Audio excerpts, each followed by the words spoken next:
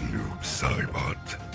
Welcome to the Infinite Ammo Syndicate, and embrace the land of darkness. Infinite ammo. Oh, here we go.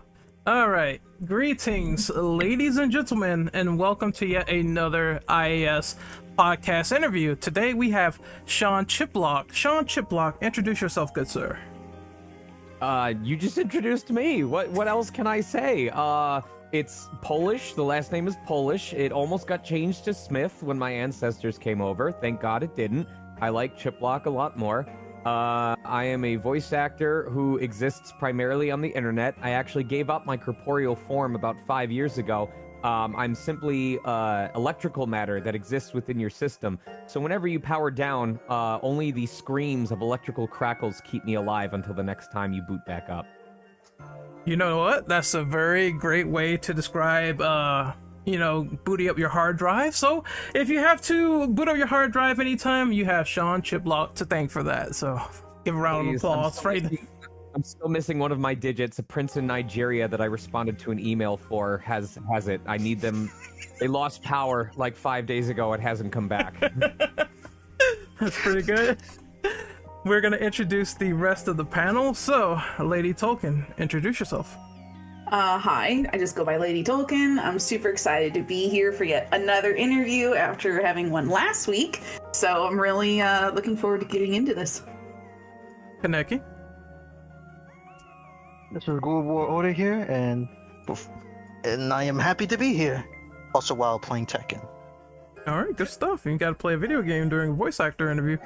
All right. Well, I'm not going to be playing during this. I'm just messing with you. But anyway, we have Icy Bone. Introduce yourself, good sir. Hello, everybody. I'm Icy Bone Shredder. I generally go by Icy for short. Yeah. Next up, we have Cujo. Hey, I'm Ben from Overlord Arcade. I refuse to change my Discord name to modernize myself, so everybody's gonna keep getting confused by that. Hey man, it happens sometimes. Confusion will occur on name changes, but it's okay. Anyway, Mr. Inferno, introduce yourself, good sir. As the one note of many voices around the IAS, it's always good to be in one of these interviews. He also likes to be Arnold Schwarzenegger like a lot, so I guess that goes figure. Lol. And Joker. Yeah, and Joker as well. And everyone knows me, I'm the host of IAS, Renegade Operative, the resident scrub, and we will get right into it with the questions. So, Sean Chiplock, question number 1. Could you tell us a little bit about yourself and how things started with your voice acting career? Oh man. Well, about myself, if I have to pick the 3 adjectives to describe myself, it's definitely the video gamer, the animal enthusiast, and the curious learner. One of the best gifts I ever got in my life was literally called an encyclopedia of useless knowledge. And it was just full of facts and information that most of us, if not all of us, would probably never need in our day-to-day lives, but is pretty interesting to know anyway. So I thought that was really fun. And now I know you're probably inspired to go, oh, well, what is a random fact that you know? And there are several that I could list, but the ones that immediately come to the top of my mind, probably not fitting for a podcast like this. So I will refrain from sharing some of those, but you should look it up sometime. As for what got me into voice acting, it was early on, it was a combination of just the natural energy that I had. I was very engaged in things, often to the point of excess. I had a lot of energy to spare, just nowhere to focus it on. And voice acting appealed to me because I saw it as an opportunity to take all of the energy or silly voices, or I don't want to say craziness, but it was just this exuberance, and apply it to characters where that would work, where it would fit their personality. It was the idea that, oh, people will actually hire me for this. They'll pay me for this instead of bully me for it. So it was a sort of, not a justification, but an opportunity for it to be used for good instead of it being or get negative reciprocation. As I've come along, I found other reasons to appreciate it. It's, gives me endless chances to play pretend, to be a part of worlds, or portray characters, or do things that are either simply not possible in real life, or are possible if you don't mind the massive illegality that probably comes alongside it. Swinging a flaming sword in public generally doesn't go over well outside of contractual circus appearances. So I just enjoy the fact that it lets me do all of these things that are outside of the norm and have it be completely cool and normal, and also helps pay my rent. And I've also discovered that I don't fare well when it comes to doing the same thing for 8 hours a day, 5 days a week. I've always really struggled when it came to office jobs, and voiceover is that perfect mix of there's always going to be some familiarity so that you don't feel completely out of your element, but it's never the same exact thing twice. So it keeps me on my toes, it keeps my brain active, keeps me young as a result. And I really appreciate it for that reason. I don't think I could give it up for anything else. All right, that was a really great answer. We're gonna move to Inferno. I want you to read question number 2, please. Okie dokie. Do you actually play / have you thought about getting into competitive fighting games since you have voice characters in Guilty Gear Strive and Mortal Kombat 11? Well, I have to ask a sub question to you all first. Do you consider Smash Brothers a fighting game or a party game? I mean, to me, fighting game, just Yes. because, well, that's what you do in Smash. You fight, so technically it's a fighting game. Okay. Does everyone else agree? I agree. I'm kind of diverse person here. I'm gonna say that it really just depends on the family, the players getting together to play it. Because a lot of people do play competitively towards it, but otherwise, like, you have small little families that are just like, yeah, let's play this because it's a nice party game, have fun with each other. Okay. So I do lean more towards the fighting aspect of it, but I do consider it to be a party game at times. Okay, well, you're I the only agree with one that. who's correct, because it is a party game, just like we party babies. Let's all be honest with each other. And I'm so glad somebody agrees with me. yeah, I was just gonna say that. is I panic, like when I play Mega Man, I button mash. Like, I'm using those button buffers not for combo potential, but because it's like, okay, here's what I want to do next, so I'm gonna keep pushing that input until it happens again, you know.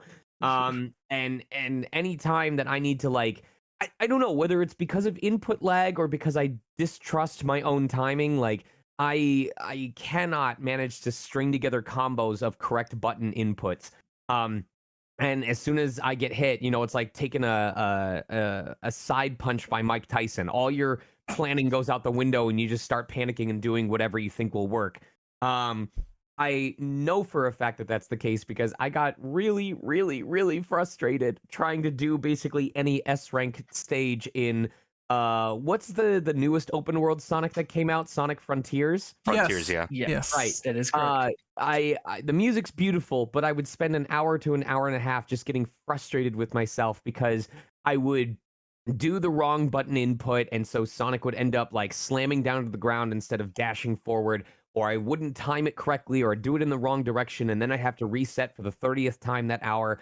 And then I would finally accomplish it randomly and wouldn't feel any sense of satisfaction. And so it's the same thing with fighting games where it's like, I do not have the hand-eye coordination necessary to succeed at those games. So I just appreciate the efforts of others from afar, while knowing that my strengths come in strategy and turn-by-turn party synergy, not second-by-second button inputs. So Yeah, I can appreciate that. Fighting games are definitely, like, some people enjoy them from afar, but playing them would basically turn their brain into spaghetti. I have friends like that. Well, I enjoy playing fighting games. I know it's not for everyone, so I do appreciate that still. I felt all of that on a spiritual level. I'm just gonna say that right now. Yeah. Like, I'm garbage at Smash, especially since I'm Pyra Mithra main, but that doesn't say much when I can't do much with them. I'm just like, I feel the panic when everything just keeps going foobar, and oh my god, Frontiers, especially after the last DLC, I felt all of that. And you could not, like, you could hire me to be a human version of the training dummy. Like, you know how the dummy, you can set it to jump at regular intervals? Like, you could hire me and say, all I need you to do is jump at regular intervals so I can practice anti-air combos on you, and I'd still get fired at the end of the day for not being good enough. God damn. Hey man, at least going, no, I needed a neutral jump, not a forward jump. You're like, I'm just jumping. I don't know what you want from me. yeah, that's all I need. All I need is jump and take my legs. I'll be fine. No, bad DI, bud. Looks like you're getting 0 to death, Jimbo. But next we're moving to question number 3. So Tolkien, could you read that off, please? Sure. Have you played any other video game franchises? If so, what are your favorites out there right now, and describe why? I play all sorts of video game franchises, in part just because of my gaming background, and also in part because of the streaming that I do. I currently stream, I think the game rotation that I have is Etrian Odyssey, which is a turn-based dungeon crawler RPG. We're going through the entire Mega Man Battle Network collection. We're currently playing Lord of the Rings: The Third Age, which is a GameCube era RPG that actually aged really well. The sound design in it is really good.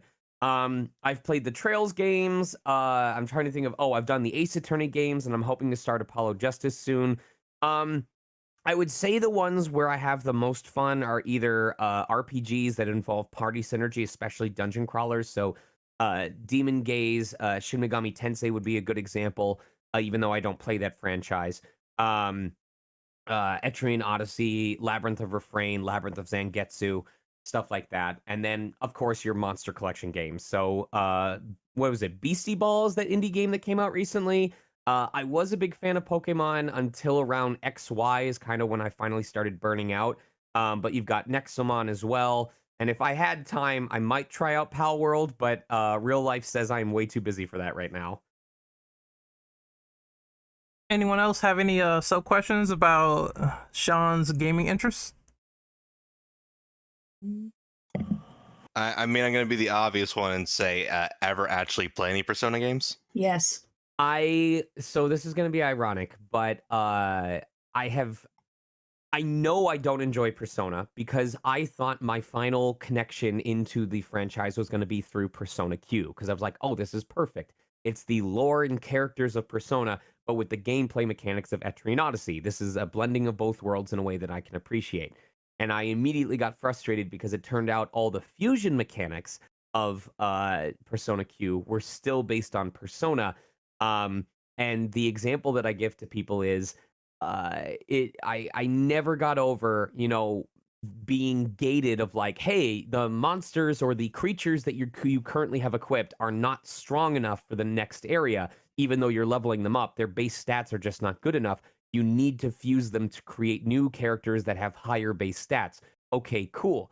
But you don't get to keep all of the skills that you fuse over. You have to choose which ones to bring. And I'm like, okay, well, this guy is obviously the one that I've been using for, magical damage and stuff like that. So I'm going to fuse over their strongest magic attacks.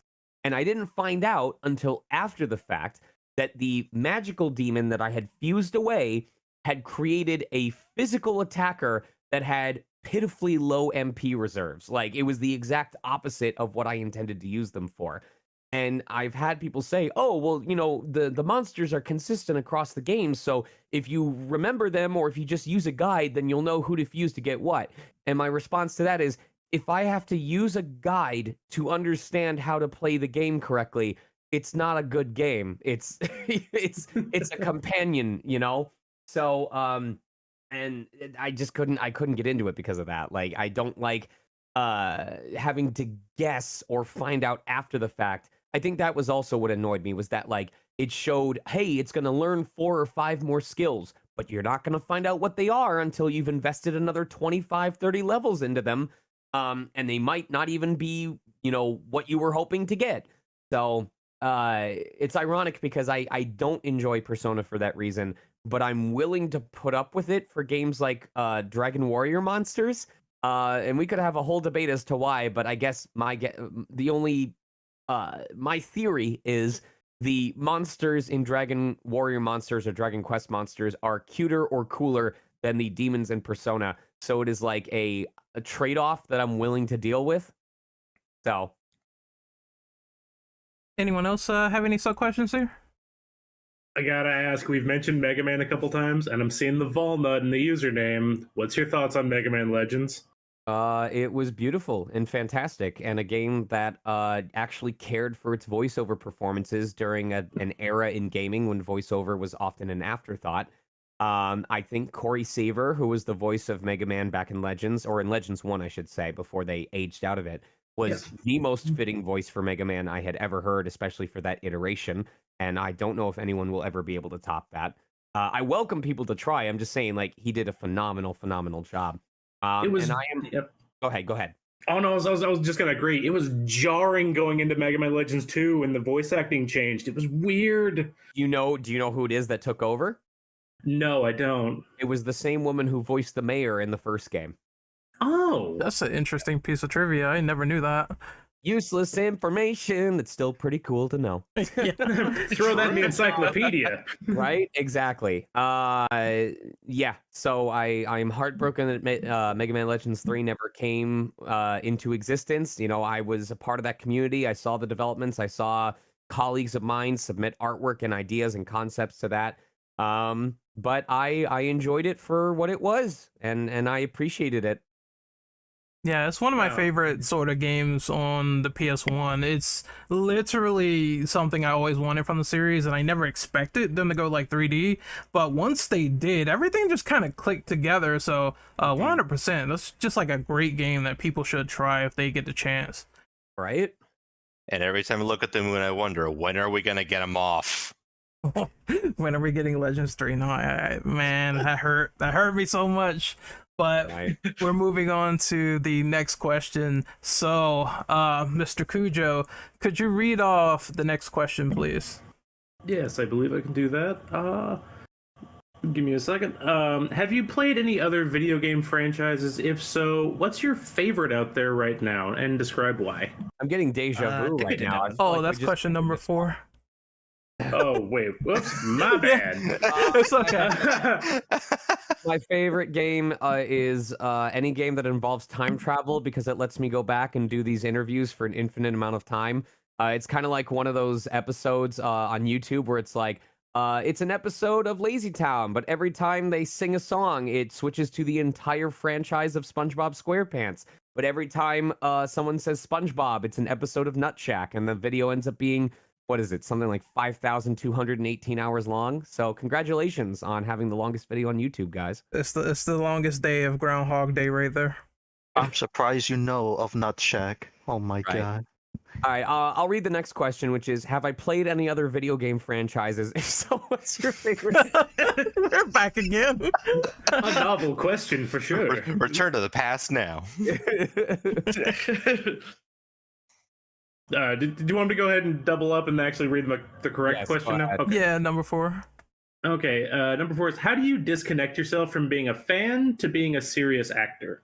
I think there's actually room to be both. I mean, it's about, a lot of people say, oh, there's a time and a place, and obviously, being an exaggerated fan or being hyper focused as a fan can detract from your professionalism. But giving an example, I think that my excitement and my passion directly contributed to my being offered the role as Rivali when I was working on Breath of the Wild.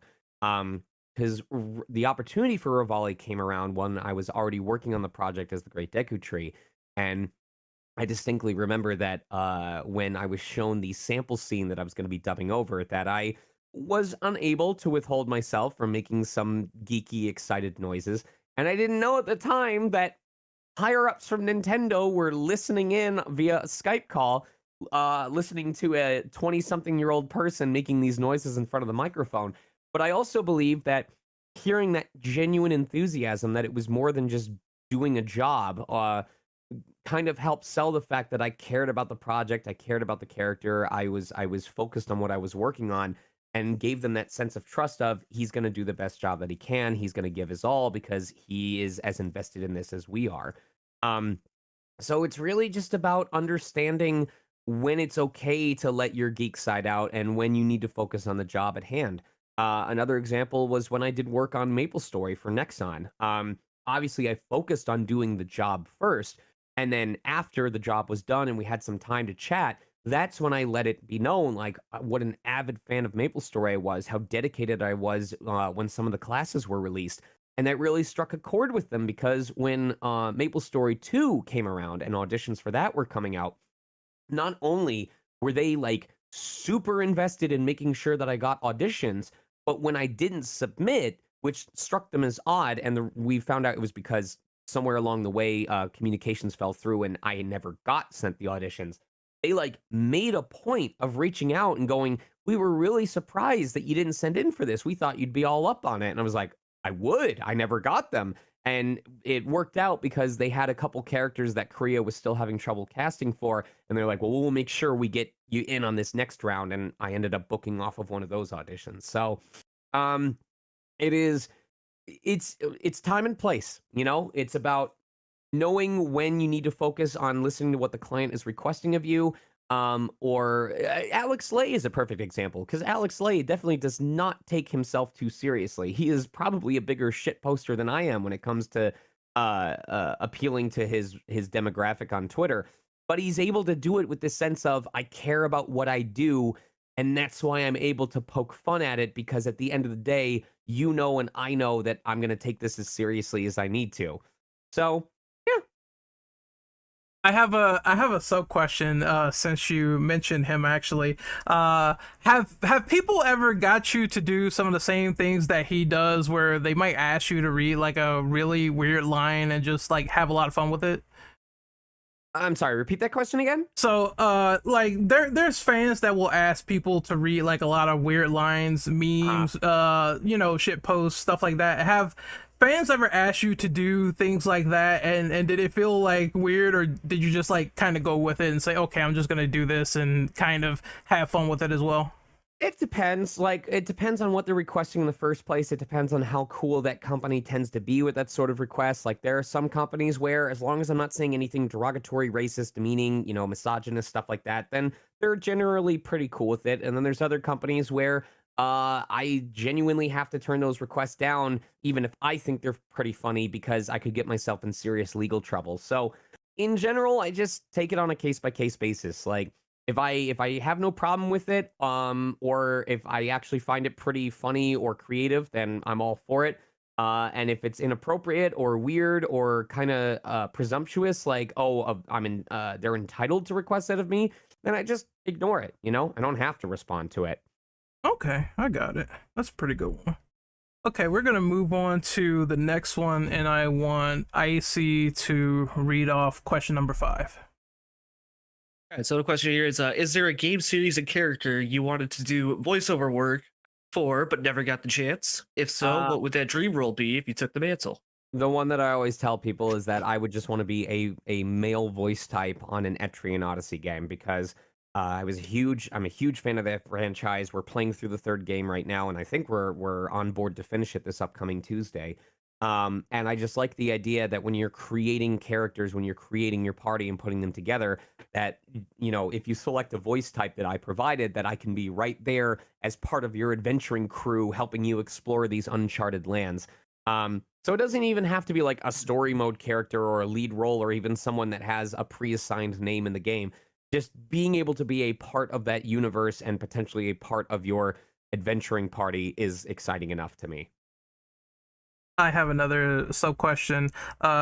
Since you know a lot about gaming and you have your very distinctive subsect of things that you really like, do you like delve into the gaming community at all, like in terms of either live streaming or just interacting with people like that in general?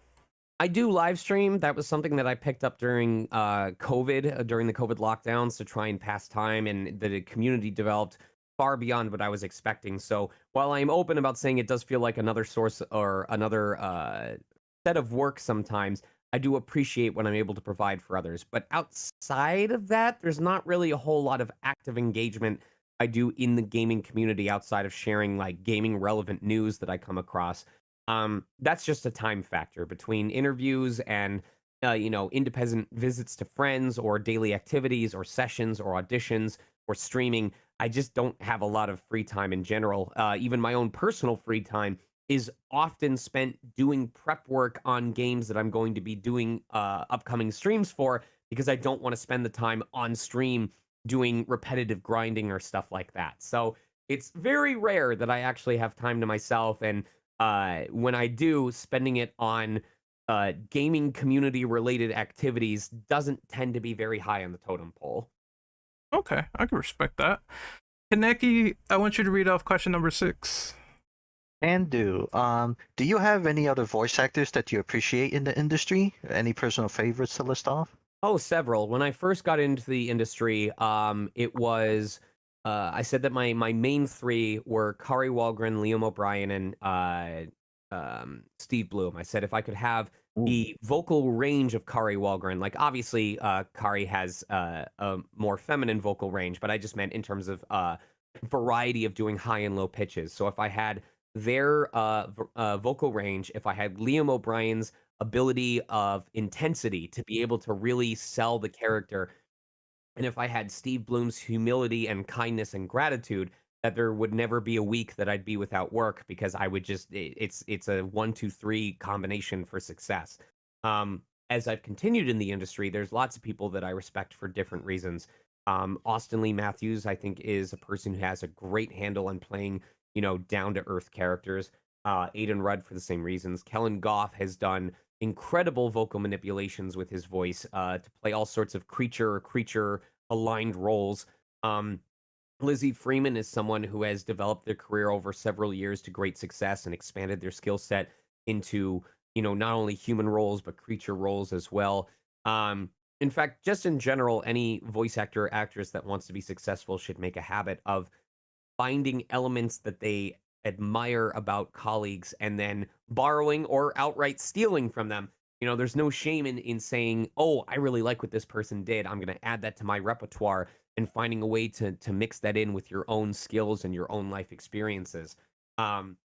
It's because just learning off of your own stuff is kind of like training AI off of itself. Eventually, what's going to come out is going to be very weird and out there and outside the norm, and it's not going to fit in anymore with what people are expecting, and not in a good way either. So I try to have plenty of people that I appreciate, so that I'm always challenging myself and not, thinking that I'm hot shit, because complacency is the death of any creative. Is there any voice actor that you work with that you just had like a super fun time with? They're like super chill and like you just enjoyed their company overall? We almost never work with other voice actors. The only time when that consistently happens would be on Western or prelay or animation recording, which is when you'll typically have a group in the same room all recording at the same time. Okay. But the mass majority of the time, whether it's anime dubs or video games or commercials or promos or whatever, it's just going to be myself, the actor, during their assigned time slot, who is in a booth with the client and whoever else is sitting in from the company, offering feedback as we do the job together.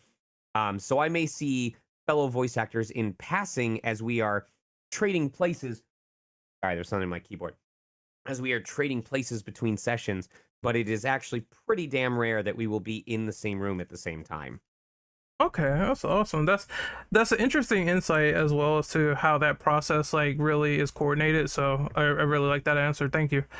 Next, we're going to move on to question number 7. So, Inferno, could you read that off, please? Yep. How did you feel about voicing a character like Kai Kisk from Guilty Gear Strive, and how did you prepare for the role? Did you take any inspiration from the previous VA, Sam Riegel, or the Japanese VA? So it's ironic because Kai Kisk so far holds the record for the fastest time between when I sent the audition and when I was given the role. And I didn't end up taking inspiration from either the previous VA or the Japanese VA, because I remember that the direction that they gave was, he's very similar to this other character that you've played. The difference is that he is more regal and in charge of more people, and just keep in mind this aspect of his personality. So I was able to work off of that because I was already familiar with the character reference that they were giving me. And I was like, okay, if this character that I played before is, has control over a lot of power, has an innate power that I said the major difference was that this character that I was referencing was fearful of their innate power. They were like, oh, I'm scared of this power taking over me and overwhelming me. Whereas Kai Kisk was someone who is aware of their power and is willing to use it if absolutely necessary, but is simply worried about how other people will perceive it. But this whole time, they're not worried about succumbing to the power. It's just this awareness of how society might react to it in general. So by acknowledging that similarity and difference between the two characters, making a callback to what I said before, I was able to make a quick adjustment that would be better fitting for Kai. And I think it was maybe like 12, 13 minutes after I sent the audition that the client came back and said, "Yep, that's what we needed. We're offering you the role." So it was very cool to have a director who understood me and the client well enough to just give direction that would let me home in on what tweak they needed to make this work, to be able to provide that right away and have them say, "Perfect, that's what we were looking for. We're ready to move forward." I have a 13 minutes. yeah, that was quick. That's like unheard of. I know. It's very, very rare. I would say an average turnaround time is around 2 to 3 weeks if they're really grooving along, but I've had it be as long as 8 months between when I sent the audition and when they said, "All right, we're finally ready to start working on this project. By the way, you've been cast as this person." Oh So my God. That's amazing, actually. It's like really impressive too. Mhm. Is there any like sort of improvising when it comes to certain lines that you've done or certain characters where they were like, it's okay if you can do a little bit more of your persona with this character, or are they like really strict and say you got to stick to the script when doing certain characters? it varies from person to person. In most cases, you're going to want to stick to the script as written just because the client has a specific idea in mind. But sometimes there are adjustments allowed, like especially in anime dubbing. If a specific line is not quite working out with the timing, they will often be open to suggestions from the actor if it works out. And it's something that you pick up on over time. Like you kind of get a sense for, oh, this needs 1 or 2 more syllables. Can we use this wording instead? I will say that one of the cases where I was able to ad lib, and I don't actually know if it's going to get used, and now I'm worried because the longer this project goes without being released, the more worried I am that by the time it finally does, this ad lib is going to be so outdated that it's going to be cringe. But there is a project where I voiced, I would say, on the younger side of teenage, and the original line was, if they think we're going to let them eat us, they've got another thing coming. And I asked if I could try out something, and they said, sure. And I said, the ad lib I did was, if they think we're going to let them eat us, then they can eat these nuts. So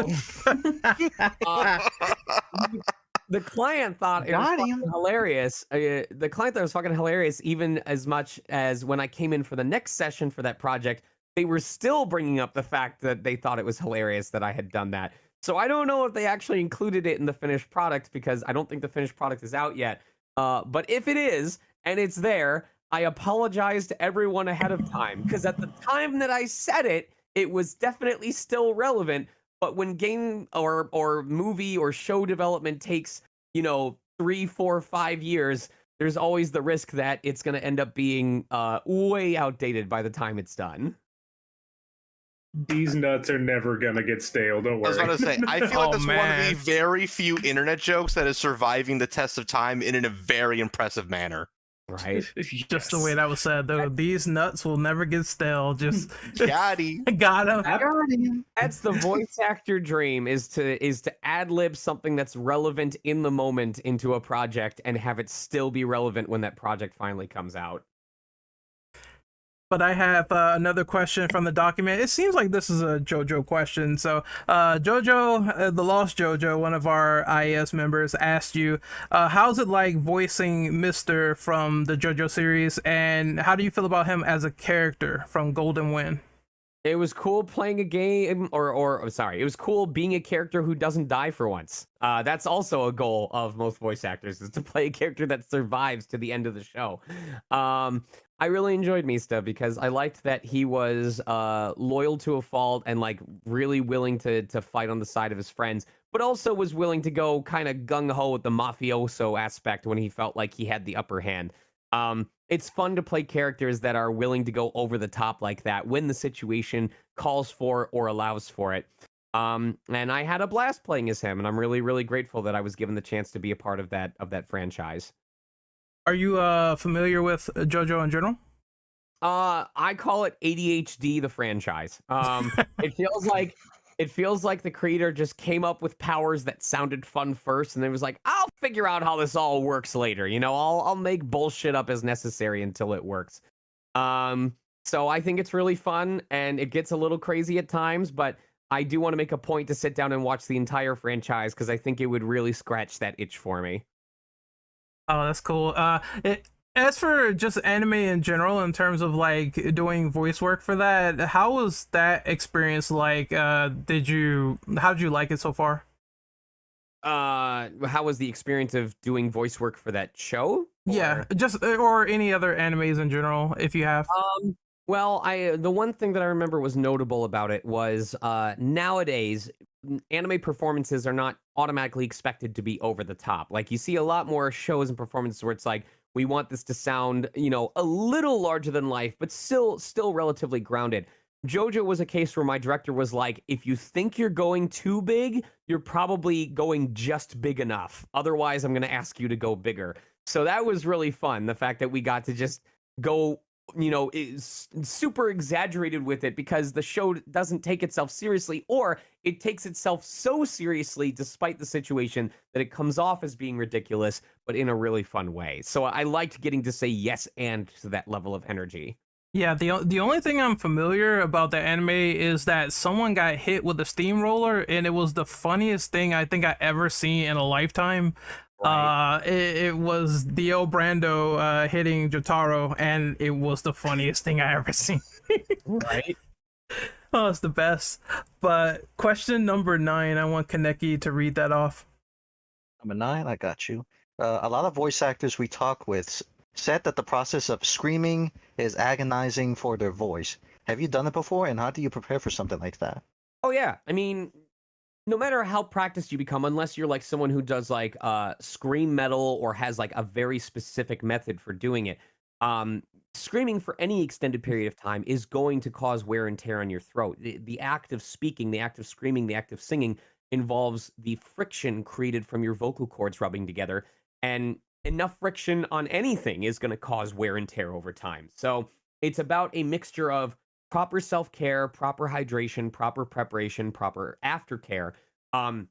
Obviously, as someone who's been doing this for several years, for almost I don't want to say almost 2 decades. I've been doing it. If I started in 2007, yeah, it's actually been on the better half of 2 decades at this point. I am grateful to say that I have worked that muscle enough over time that now, you know, I can do it more easily. It doesn't wear down as quickly. It doesn't take as much time to recover if I take proper care of it. But I am still going to have to take good care of it. There are roles that I have done or am doing even now where I ask my client, hey, can we schedule this for the end of the week? Because I know this is going to wear my throat out and I need to be able to take vocal rest and not have to skip jobs after the fact. Where I'll have them record me on Friday and then I will just not talk for the rest of that day and most of Saturday so that my throat has a chance to rest and recuperate. So yeah, it's the same method for me as it would be for anyone else. Staying hydrated, drinking water consistently, knowing your limits, being willing to tell the client when you need a break or when you need to stop if it goes overboard, and also understanding how your own vocal cords work so that you can do those screams effectively, where you can get the type of scream that you want while minimizing the damage that you're doing to yourself, or when necessary, going all out because that's what it requires, but making sure that you save that for last so that you're not destroying your throat by doing that and then going right back to doing other performances before you can rest. Yeah, the main reason I asked that question was because I remember the infamous story of Sean Schimmel screaming so hard that he passed out. Super Saiyan 3. Yeah, Super Saiyan 3. And that was the most infamous one so far. So I was just wondering how the self-care was for that. Not yet, anyway. Oh, man. That'd be crazy, but it is a process going through it, and I'm glad you sort of explained that and said that, you know, definitely take care of yourself while doing that because you don't want to pass out. Right. What was I did have a sub-question to go along with this. I was about to. Sorry, I was just going to quickly ask, like, what your most scream heavy role was. Like, what was the hardest you had to go for?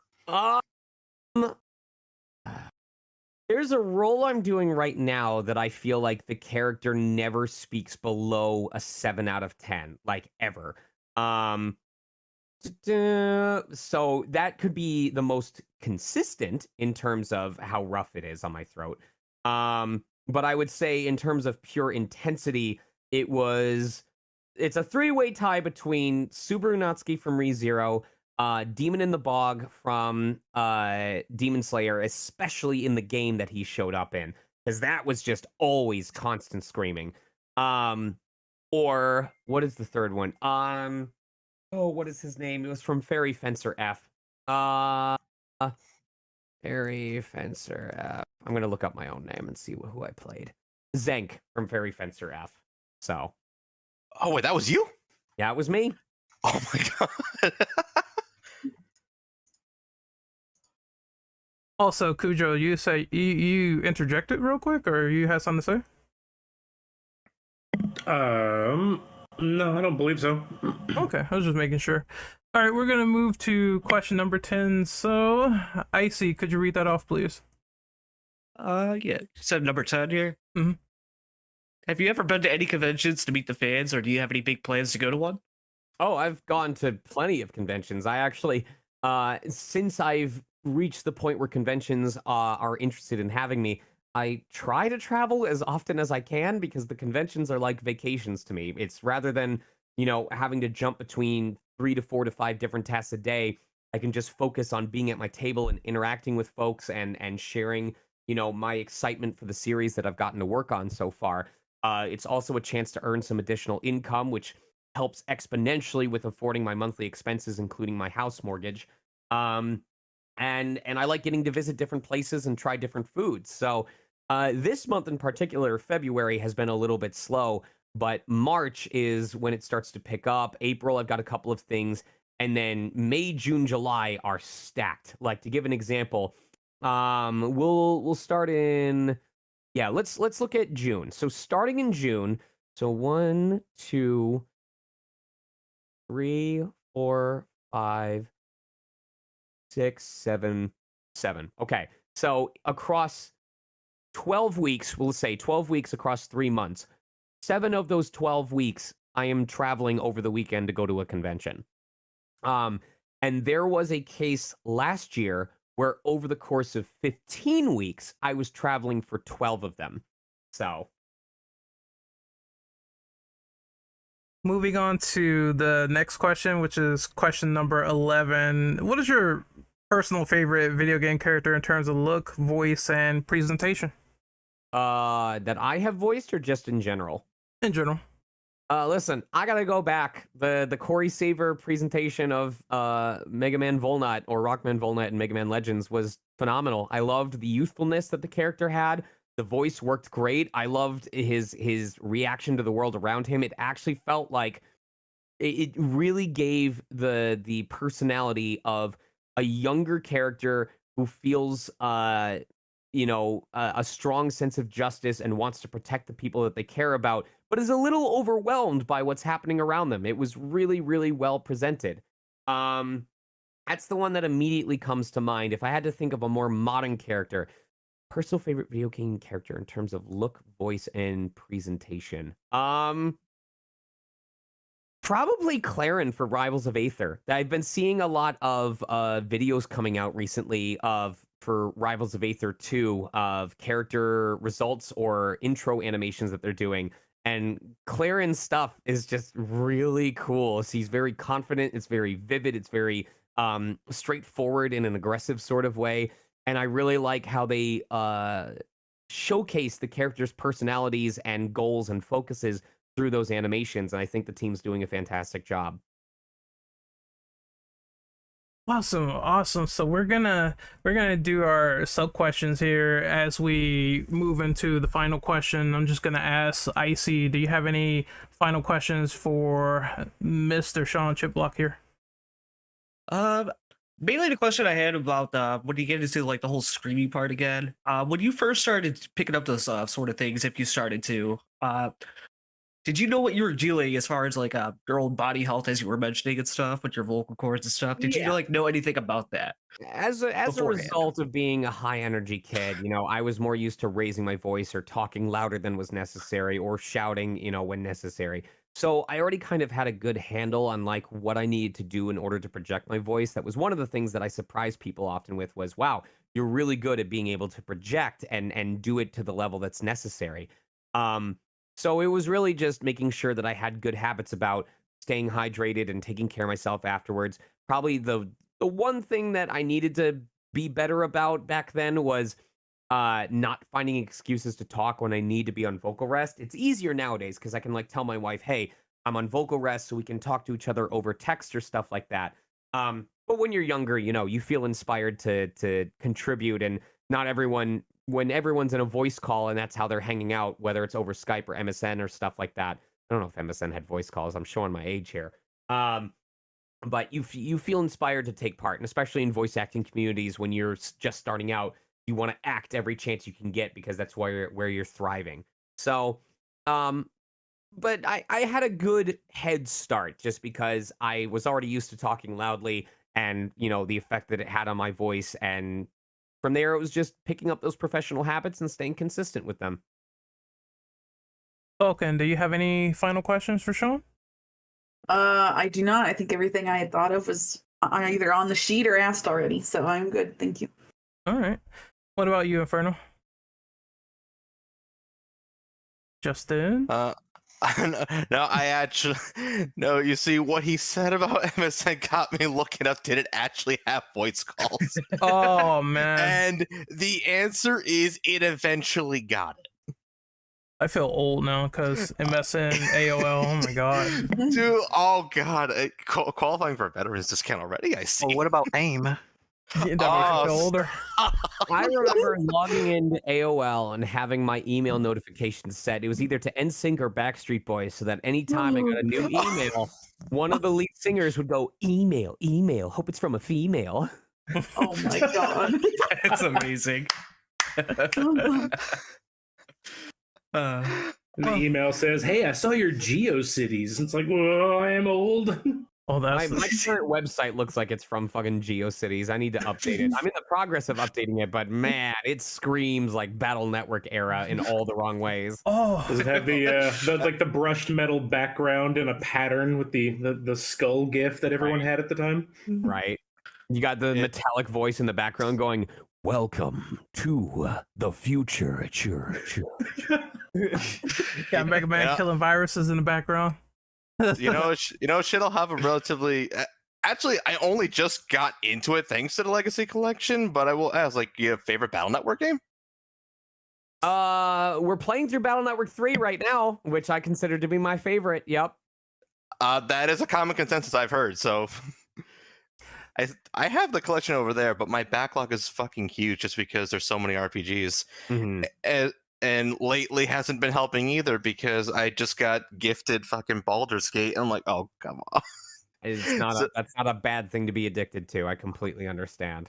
Oh no, I'm loving it. I'm just saying that, like, when it comes to RPGs, it's just that I have so many, and gaming wants to keep giving me RPGs. I mean, Persona 3 Reload just came out. I got gifted Baldur's Gate 3 as an early birthday present. Fucking love that game already, by the way. Mm-hmm. And FF7 Rebirth is in like a couple days. Yeah, that comes out pretty soon, huh? Yep. And Dragon's Dogma, so it's gonna be RPG Mania like pretty soon for people. Mm-hmm. I'm waiting for the new manga that Square Enix recently announced. The new what? The new mana. I forgot what it's called. The manga game. Yeah. What was that called? I know it's Trials of Mana. I don't know. I don't think the new one's called that, but I know they're called like several things. Trials already came out. Yeah. Yeah. I don't remember either. I just know I was excited for it. Visions of Mana. Visions, yes. I'm so excited for that. I mean, I was taken aback when they announced the new Mana game as well. I'm surprised they even remember Mana. I was surprised they remember Dragon Quest Monsters when Dark Prince came out. Yep. Well, Cujo, what about you? Do you have any final questions to ask? Absolutely. I wanted to ask that For any fledgling voice actors just starting out who still haven't put their demo reel together, do you have any big do's and don'ts that you consider to be pretty paramount to building one? Give up. Don't bother. Not worth your time. I mean, I say that half jokingly, but also you have to be ready to have people say, "Oh, it's a waste of your time. You're not fit for this," and you have to feel that burning drive in you of saying, "I don't care. I want to do this anyway." Because that passion, that commitment, that willingness to deal with the rejection is paramount to being able to find success. You have to always be willing to learn. You have to always be willing to put yourself out of your comfort zone. You have to be willing to look for the opportunities, not just wait for them to fall into your lap. You know, I am always taking workshops, despite the fact that I'm sure there's plenty of people that would say, "Oh, I would kill to have the level of success that you have right now." And I'm like, buddy, I feel like I'm always on the verge of becoming irrelevant unless I can manage to not constantly reinvent myself, but make sure I'm staying on top of industry trends. So you just recognize that you need to forever be a student. There is always opportunities to learn. There's always new angles to approach things. There's always new perspectives to take in and add to your own. And you just got to know that it's a combination of time, money, and opportunity. There's the adage of preparation plus opportunity equals success. And I fully believe in that because I cannot force opportunity to come along. All I can do is prepare myself as consistently and thoroughly as possible so that when I do get the opportunity, that I'm able to bring my absolute best to it and give myself the best chance of finding success. Awesome answer. Awesome. Kaneki, you have any final questions for Sean? Yes, I do. And it's only one question. Can you do your Noob Cybot voice for the video introduction for our podcast? What am I saying? All right, let me type this up. Let me see. There we go. Infinite Ammo Syndicate. Okay. This should be good enough. He wants you to do it in your Noob Cybot voice, and you could say this line. Okay. My name is Noob Cybot. Welcome to the Infinite Ammo Syndicate, and embrace the land of darkness. That was amazing. Wow. That is Wow. 10 out of 10. Clap. I feel for that. honored to go Woo. listen to that. I'm gonna need to play MK11 again right now. Thank you. I'm gonna have to go buy the game now. Not gonna lie. Oh, I already got the game. Oh, I've been playing it forever. It's a really great game. Although Noob Cybot kicks my ass, so that has some semblance to that situation. Oh, so it is a true Mortal Kombat game after all. Better than MK1 right now. Well, we will do our outros. It was a pleasure to have you, Sean. Could you plug your socials and any websites that you see fit and relevant? The big three are VA Sonic Mega on Twitter, just Sonic Mega, not just Sonic Mega, the word Sonic Mega on Blue Sky, and Sonic Mega on Twitch as well. I would say Twitter is the big one right now for my general updates outside of just my stream notifications. But Twitch is pretty consistent as well. I try to stream several times a week, showcasing different games. We're coming up on a hiatus, but otherwise it's a pretty regular thing unless work gets in the way. And that's also your best chance to interact with me on a regular basis as well.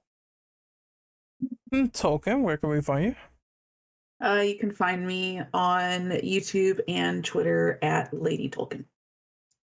Inferno, what about you? You can find me on Twitch and YouTube at Inferno Dragon 343 and on Twitter at Inferno Dragon 3D. Because fun fact, 343 didn't fit until way later. I just hate Twitter updates sometimes. God damn it. But Yep. Icy, where can we find you? You can generally find me over on Twitch at Icy Bone Shredder. Otherwise, I'm over on Twitter as well with at Icy Bone. Cujo? You can find me on YouTube and on Twitter at Overlord Arcade. Kaneki, where can we find you? You can find me on YouTube and Twitter under the same name as Google Order. And you can find me on YouTube at Renegade Operative. You can find me on Twitch at Renegade_Operative. I can't even remember the last thing I did.